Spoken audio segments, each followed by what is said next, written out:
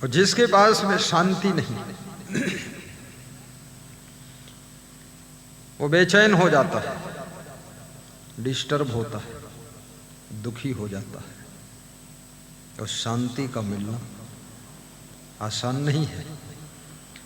ये शांति न धनवान होने से मिलती है, न निर्धन होने से मिलती है, न भिखारी होने से मिलती है, न कपड़ा बदलने से मिलती, न गाड़ी से मिलती, न साड़ी से मिलती, न लाड़ी से मिलती।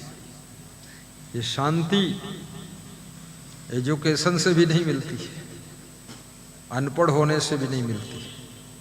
जिसको मिलती है उसको मिलती है। कैसे मिलती है, क्या तरीका है? तो साहब कहते हैं,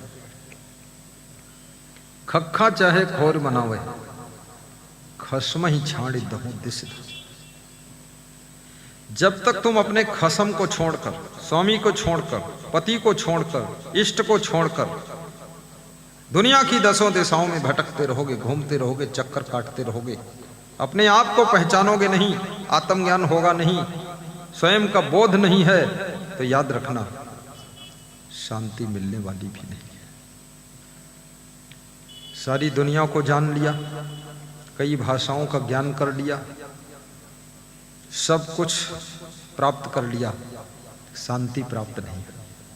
शांति तुम्हारे सरल हृदय से, निर्मल हृदय से, कोमल मन से और पवित्र चरित्र से और सहज स्वभाव से शांति का जन्म होता है। शांति का जन्म होता है।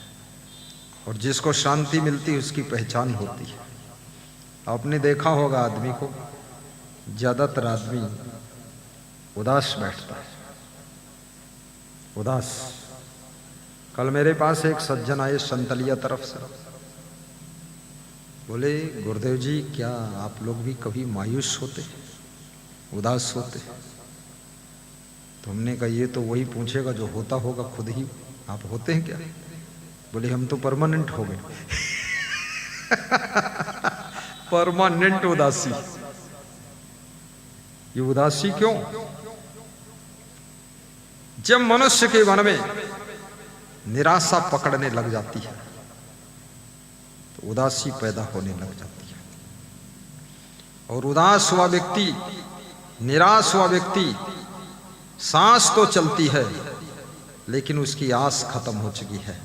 और याद रखना, जिसकी दुनिया में आस खत्म हो गई वो जीवित तो है लेकिन ऐसे ही जीवित है जैसे मुर्दा पड़ा हुआ है, कुछ अब करने योग्य नहीं रह गया।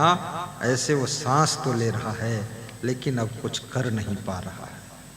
इसलिए जीवन में आस रखना चाहिए। दुनिया में आपकी असफलता आ जाए, घबराइए मत, फिर से ट्राई कीजिए, आश रखिए कि हम सफल एक दिन जरूर होंगे। घबराने वाले लोग, जिनका धैर्य टूट गया, सफलता मिलते मिलते वो चूक जाते हैं। इसलिए धैर्य को धर्म का प्रथम लक्षण कहा गया। धृति क्षमा दमोस्तेयम शौचम इंद्रिय निग्रह धी विद्या सत्यम अक्रोधो दशकम धर्म लक्षण। धर्म के 10 लक्षण मनु जी ने स्मृति ग्रंथ में लिखा है, जिसका प्रथम लक्षण धैर्य बताया। धैर्य टूटने मत दो। कभी चुनाव हार जाओ, धैर्य रखो, आपका भी जीत का नंबर आने वाला है। कभी पार्टी टिकट न दे, धैर्य रखो, हो सकता तुमको राज्यपाल बनाने वाली पार्टी। थोड़ा सकारात्मक सोचो, अच्छा सोचो, ऐसा सोचो जिससे मन प्रसन्नता से भरा रहे। टेंशन और चिंता, उलझन और असमंजस, दुख और पीड़ा, ये मनुष्य के शरीर में नाना प्रकार की बीमारियां भी पैदा करती है। इसलिए निवेदन करूंगा कि मन को दुखी भी न होने दो। दुखेश अनुद्विग्न मना, सुखेश विगत अस्पृहा। वीतराग भय क्रोधा स्थित धी मुनुच्यते। वीतराग भय क्रोधा स्थित धी मुनुच्यते। कृष्ण कहते हैं अर्जुन, जो दुख के आने पर भी दुखी ना हो।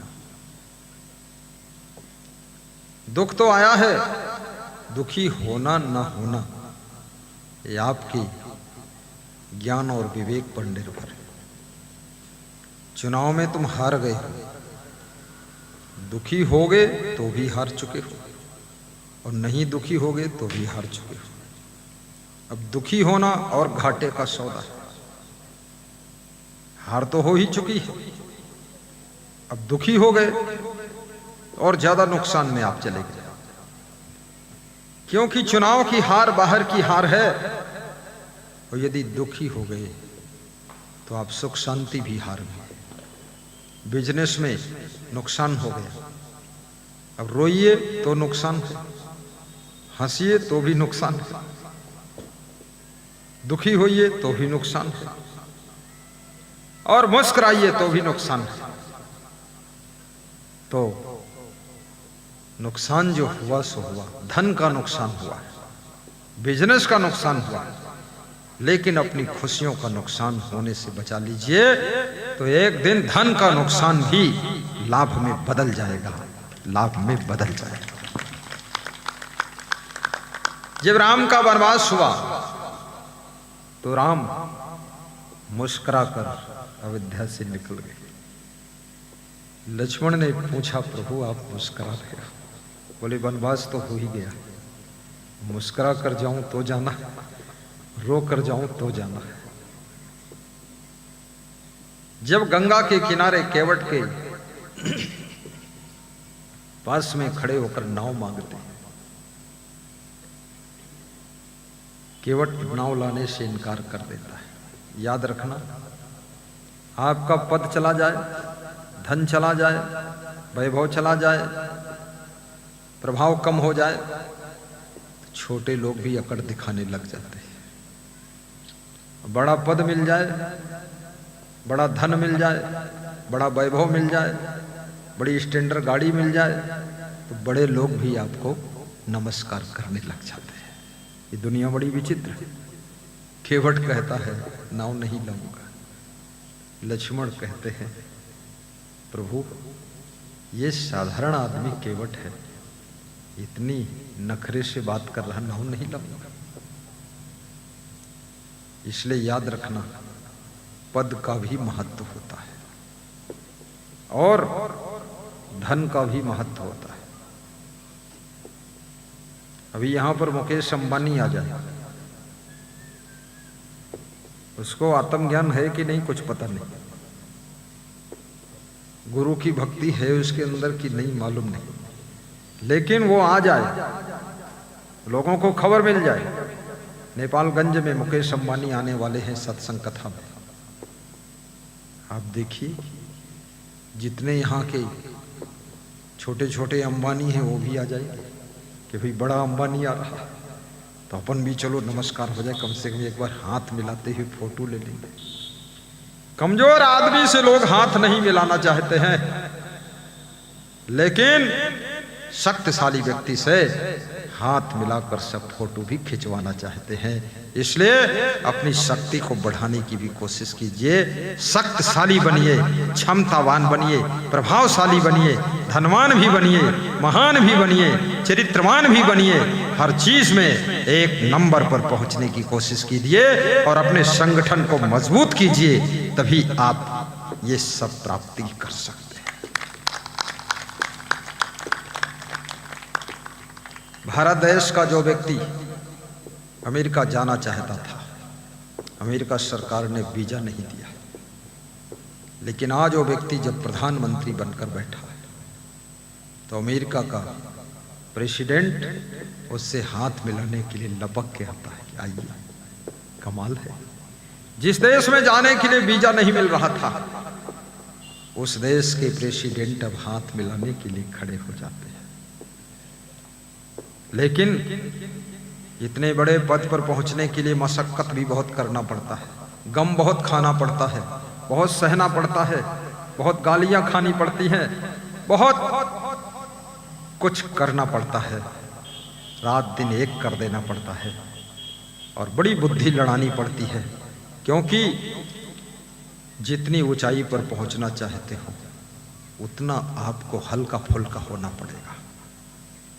आपको समतल में चलना है 50 किलो वजन लेकर चल सकते हो, लेकिन पहाड़ पर चलना है तो 25 किलो भी बहुत है, और बिल्कुल ऊंचाई पे चढ़ना है तो 10 किलो की गठरी काफी है। थोड़ा कम करोगे वजन। तो ये जितना अहंकार का वजन लाद रखा है, क्रोध का वजन लाद रखा है, लोभ लालच का वजन लाद रखा है, ईर्ष्या द्वेष का वजन लाद रखा है, गुस्सा क्रोध का वजन लाद रखा है, इस वजन की गठरियों को कम करते जाइए, कम करते जाइए, तो आप सबसे बड़ी ऊंचाई पर पहुंचेंगे और एक दिन आपको सलाम करने के लिए बड़े बड़े लोग खड़े हो जाएंगे।